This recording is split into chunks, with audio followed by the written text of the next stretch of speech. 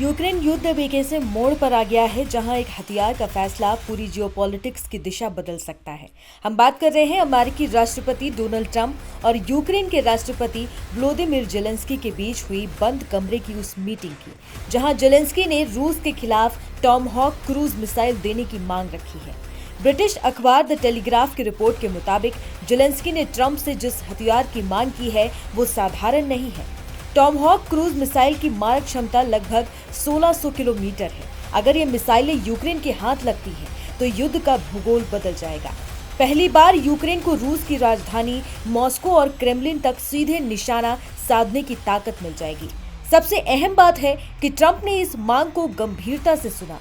भले ही उन्होंने कोई साफ वादा नहीं किया, लेकिन जेलेंस्की का दावा है कि ट्रंप ने सकारात्मक संकेत देते हुए कहा, "we will work on it", यानी कि हम इस पर काम करेंगे।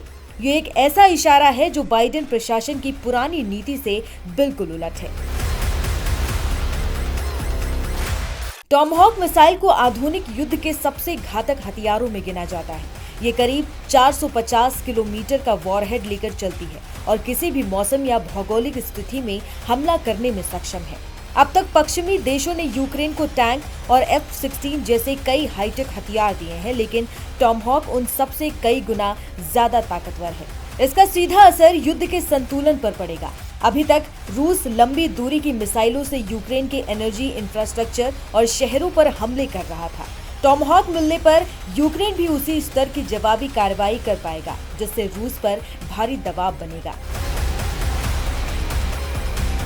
जेलेंस्की ने ये मांग पहले भी बाइडेन प्रशासन के सामने रखी थी, लेकिन बाइडेन ने इसे बहुत जोखिम भरा बताते हुए टाल दिया था। उनका मानना था कि इतनी लंबी दूरी के हथियार रूस को और भड़का सकते हैं, लेकिन ट्रंप का रुख अब अलग दिख रहा है। ये अमेरिकी राजनीति में बड़ा बदलाव है। साथ ही ट्रंप प्रशासन ने यूरोपियन सरकारों से ये डील की है कि अमेरिकी हथियारों का खर्चा नाटो ब्लॉक साझा करेगा।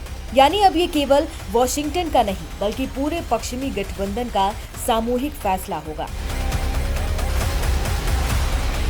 टॉमहॉक मिसाइलों की आपूर्ति एक हाई रिस्क जुआ है। एक तरफ ये रूस के लिए पहला सीधा खतरा पैदा करेगा, जिससे पुतिन पर दबाव बढ़ेगा कि वो बातचीत की मेज पर आए और युद्ध खत्म करें। लेकिन दूसरी तरफ ये कदम परमाणु युद्ध की आशंका को भी बढ़ा देगा। अमेरिका और यूरोप हमेशा से डरे रहे हैं कि अगर यूक्रेन को इतनी रेंज वाले हथियार दिए गए तो रूस इसे एस्केलेशन का बहाना बनाकर परमाणु विकल्प की धमकी दे सकता है। पश्चिमी नेता इसी दुविधा में रहे हैं, शांति के लिए दबाव बनाना है या परमाणु तबाही का जोखिम उठाना है। यूक्रेन का तर्क सीधा है, उसे भी उसी ताकत की जरूरत है जो रूस इस्तेमाल करता है। पहले पश्चिमी देश टैंक और F-16 देने में हिचकिचा रहे थे, लेकिन आखिरकार दिए गए। जेलेंस्की की टीम का मानना है कि टॉमहॉक की मांग उसी क्रम का अगला और निर्णायक कदम है। डोनाल्ड ट्रंप का "we will work on it" कहना इस युद्ध के भविष्य का पाइटल पॉइंट बन गया है।